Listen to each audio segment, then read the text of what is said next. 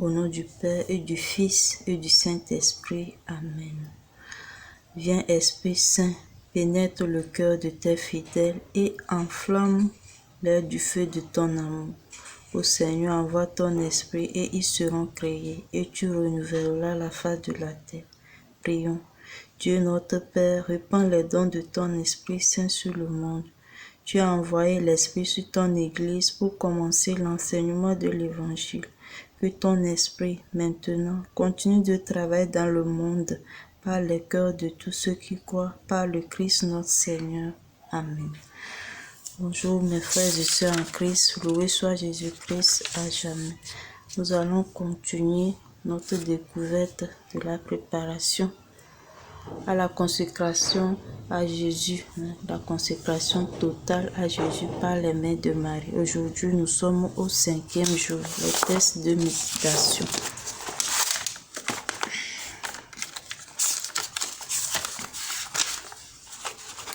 Donc, le test de méditation est tiré encore une fois aujourd'hui de l'imitation de Jésus-Christ, livre 3, le livre 3e, chapitre 40, la suite. Si donc je savais rejeter toute consolation humaine, soit pour acquérir la ferveur, soit à cause de la nécessité qui me presse de vous consoler, alors je pourrais tout espérer de votre grâce et me réjouir de nouveau dans les consolations que je recevais de vous. Grâce vous soit rendue à vous de qui découle tout ce qui m'arrive de bien. Pour moi, je ne suis devant vous que vanité et néant, qu'un homme inconstant et fragile. De quoi donc puis-je me glorifier? Comment puis-je désirer qu'on m'estime? Serait-ce à cause de mon néant? Mais quoi de plus insensé? Certes, la vaine gloire est la plus grande des vanités et un mal terrible, puisqu'elle nous éloigne de la véritable gloire et nous dépouille de la grâce céleste. Car dès que l'homme se complaît en lui-même, il commence à vous déplaire, et lorsqu'il aspire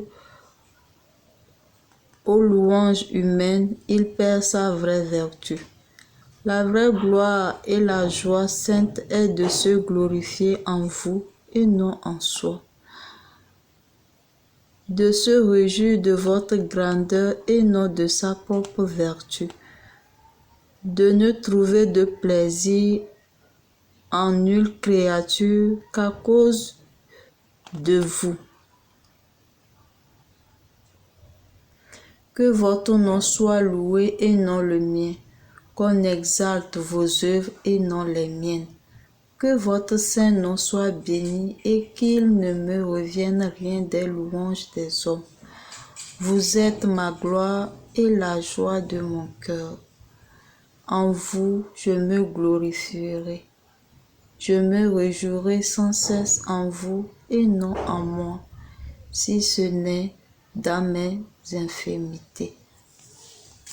Voici le test de méditation pour ce jour 5, donc pour le 5e jour. Dans ce passage, Jésus désire que nous soyons humbles pour ne pas chercher notre propre gloire, car n'ayant rien de glorieux en nous